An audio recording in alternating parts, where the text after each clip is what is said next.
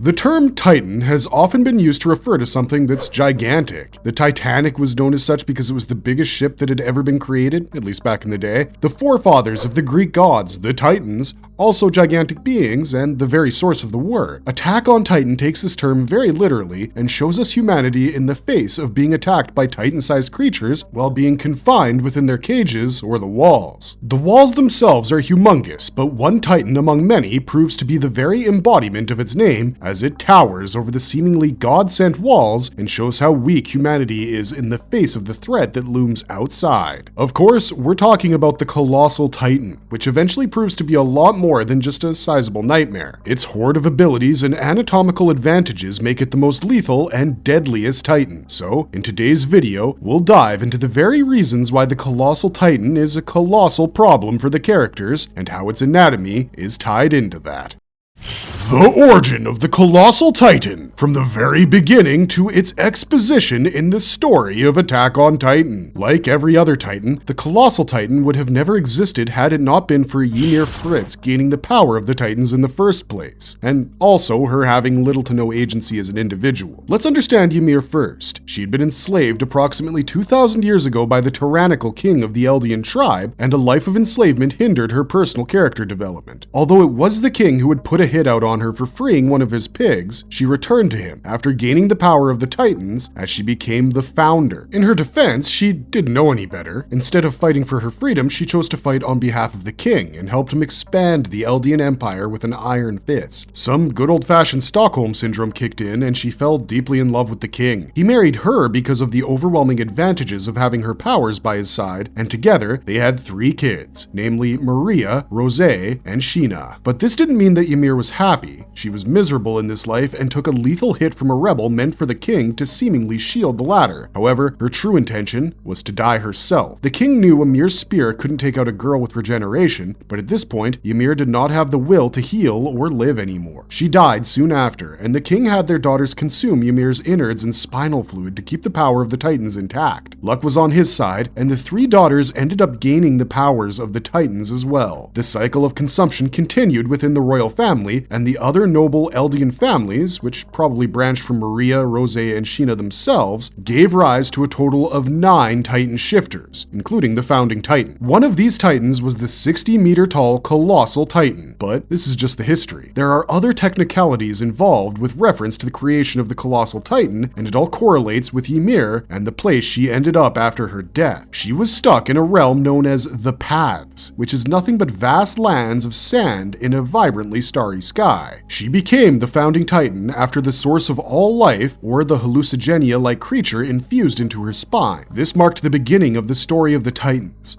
making Ymir the coordinate. After her children consumed her spinal fluid, the coordinate branched out into 3 different paths. As more of the power of the Titans was handed down, the coordinate too branched out into more paths, ultimately forming some sort of a Titan life tree. Access to the paths allowed Ymir to manipulate the minds and bodies of her descendants or subjects, irrespective of them being a Titan shifter or not. Now, in the case of the Titan shifters, the wielder has to cause self-injury with the will of turning into a Titan to transform. This relays the message to the founder, who uses her access to all of her subjects via the paths to create a Titan body from scratch. During the reveal of her origin story, we learn that she would carry buckets of what seemed to be sand across long distances to create the Titans. Time also works differently in the Paths realm because a few seconds in the physical world can feel like months, if not years, in the Paths. Because of this time difference, the Titan transformation and regeneration seems to be much faster and basically instantaneous compared to the original creation process. Because one would need to be a subject of Ymir to be able to shift into a Titan, it became necessary for Marleyans to use Eldian soldiers in battle against other countries. Following Eldia's tyranny over the world, especially Marley, the tides turned against the great Titan nation when King Karl Fritz and his pacifist notions led to the Eldians being driven within the walls of Paradise Island. Meanwhile, several Eldians were made to stay back at Marley, albeit in awful conditions. Titan shifters were taken from the noble families and forcibly passed among the Eldians in Marley by the Marleyan military. This led to the Colossal Titan falling into the hands of Marley, where Eldian children would be trained to become warriors, and the capable ones would be allowed to become hosts to Titan shifters. The warrior status would also bring their families out of misery, as they would go from being perceived as Eldian scum to honorary Marleyans. This is how Berthold Hoover ended up as the wielder of the Colossal Titan, as he was assigned to launch an attack on the walls of Paradise alongside Reiner Braun, or the Armored Titan, Annie Leonhardt, or the Female Titan, and Marcel Galliard, or the Jaw Titan.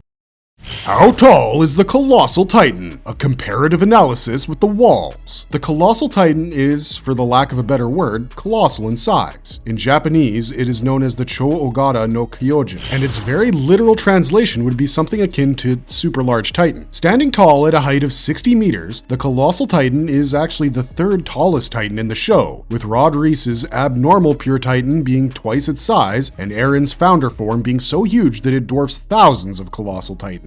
Meanwhile, the previously mighty walls that protect Paradise Island are 50 meters tall, which allows the Colossal Titan to peer over them. This is why one of the most notable images identifiable to Attack on Titan is the one with the Colossal Titan's head visibly popping out from behind Wall Maria in Shiganshina, that is, Aaron's hometown. Now, we also know that the walls are made up of Colossal Titans who have been made to use their Titan hardenings to create the wall structures. This would also denote that barring the Colossal Titan that shifts in and out of its human form and Titan forms, the average Colossal Titans are approximately 50 meters, which is still a lot. These walls are also considered to be impenetrable, and that's evident from the fact that pure Titans can neither look over the walls nor kick them down. However, the first time the outer wall does get kicked down is when Berthold's Colossal Titan does it. Its size also gives it overwhelming physical strength, which is exactly why it was able to kick down parts of the wall. Titan hardening is not an easy defense to break, especially if it's a crystallized type of hardening similar to the one used by Annie to protect herself. Following the battle between Aaron and Annie in Wall Sheena, Hanji analyzed the crystal fragments from Annie's shell and the bits of Wall Sheena that took damage from Annie trying to escape. They came to the conclusion that both had the same composition, so you can guess how strong the Colossal Titan has to be to kick down a massive hardened wall to create an opening, big enough for the likes of the Armored Titan and other pure Titans to enter. Unfortunately for the Titans, its body is greatly disproportionate, with its arms being significantly lankier and weaker than its legs. As we've mentioned, all the Titans are created by Ymir in the paths over and over again. Due to its height, the Colossal Titan takes a fairly high amount of time to conjure. It is possible that Ymir compensates for the excessive time by pulling back on features such as proportions or arm strength. Because the Colossal's legs do the job, it's not super necessary for it to have arm strength. But then again, this Titan comes with other terrifying features, which we will discuss soon. The Colossal Titan's steam emission ability and its anatomical implications. Every Titan shifter has an ability that's unique to them. The Armored Titan has its full body armor, the Warhammer has the ability to use hardening to create weapons, the Female Titan can mimic other abilities to a certain extent, the Attack Titan has access to the memories of its future wielders, and the list goes on. For the Colossal Titan, it's the power of steam emission. The key role in being able to carry out this ability, however, is played by the Colossal Titan's manipulation of Titan anatomy in general. Firstly, Titans emitting steam isn't an anomaly. We see it when Titan blood gets splattered on a human, we see it when a Titan regenerates, and we see it when a Titan fizzles out after its shifter leaves its Titan body from the nape. For example, during one of the earlier experiments that Hanji had carried out with Aaron, the latter accidentally transformed while trying to pick up a spoon. The result was the generation of the Titan's hand without much of the body, since Aaron's intention was only to pick up the spoon. However, when Hanji tried to touch it, it was too hot to touch, and it was emitting steam. A similar mechanism works in the case of the Colossal Titan, but in its case, the steam emission is intentional. The Colossal Titan is visually pure muscle. It's not covered by skin, be it fully or partially, barring the minimal skin present on the face. What it does is it disintegrates its own muscles at rapid speeds to emit large amounts of steam or vapor. This can be a defense as well as an attack. After Berthold transforms into the Colossal Titan in Season 2 following the big identity reveal, the Survey Corps members try to slash its nape. Unlike Annie, who used to cover the nape with her hands and had the ability of selective hardening, the Colossal didn't show any such defense mechanisms. Instead, it threw off the Survey Corps by emitting huge amounts of steam, the force of which pushed them back and burned them to an extent. Berthold uses this ability once again during the return to Shiganshina arc, where Mikasa and the others try to attack his nape with the Thunder Spears. However, Berthold's steam emission proves to be strong enough to blow 2 Thunder Spears away. Mikasa almost gets caught in the explosion of spears, and if it were any other non-Acker Ackerman's soldier, they might have been gravely injured or even died as collateral from the spears exploding. This makes it easy for the Colossal Titan to attack its opponents with its defense technique. This is also why the Titan often looks like it has streaks of fire across its body, because the body is very much overheated. Later, Armin figures out how Berthold pulls this off by compromising, or rather vaporizing, his muscles. The ability seems to be way too broken for a Titan as powerful as the Colossal to have, so there has to be some setbacks, which Armin spots. After emitting large amounts of steam, the Colossal Titan begins to look not shorter, but skinnier. This is because the muscles that were seemingly buffing him up have been vaporized. While losing muscle in the middle of a fight seems counterproductive, there's a neat little trick to this ability that you'll discover later on.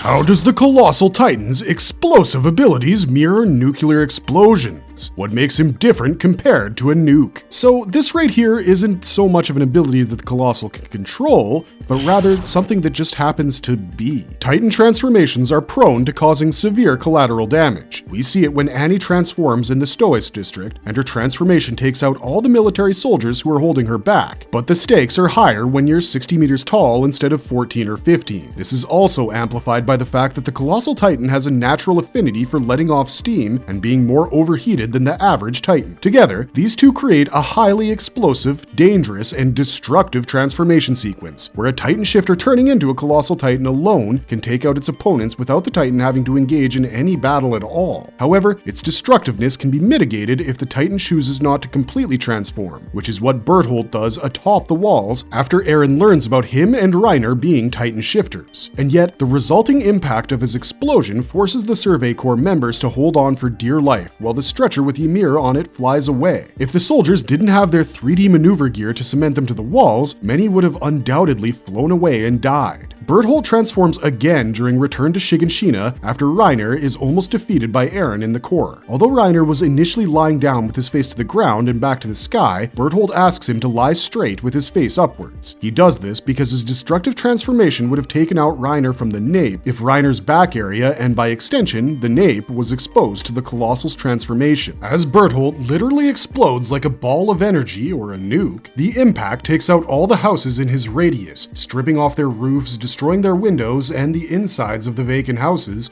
and forcing most of the soldiers to get Eren in his Titan form to protect them. At the same time, Erwin witnesses the transformation from atop the walls where the Titan energy is visualized as a mushroom cloud, similar to the clouds formed in Hiroshima and Nagasaki after they were nuked. Later, after Berthold is defeated, Colossal Titan is passed down to Armin, who uses its destructive power when the Survey Corps attack Liberio in Marley. Here, the Corps is essentially in enemy territory with technology that's not up to par with what's possessed by Marley. With the latter having a ginormous naval fleet, there's no way for the Corps, even with Eren and 2 Ackermans by their side, to take out so many enemies. And this is where Armin and the Colossal Titan come in. He sits on a boat that floats near the port. As one of the Navy men spots and asks him about what he's doing there, Armin transforms into the Colossal Titan, which not only obliterates the feat, but also destroys the surrounding houses, killing innumerable people who just happen to have gotten caught in the crossfire. Once again, we see the mushroom cloud with yellow lightning streaks that signify Titan transformations. Huge portions of inhabited civilized land turn into a canyon-like wasteland. As Armin walks over it, the weight of the Titan's legs continues to crush everything underneath, while Armin is bewildered to see the scale of destruction he's caused. The nuclear bombings on Hiroshima and Nagasaki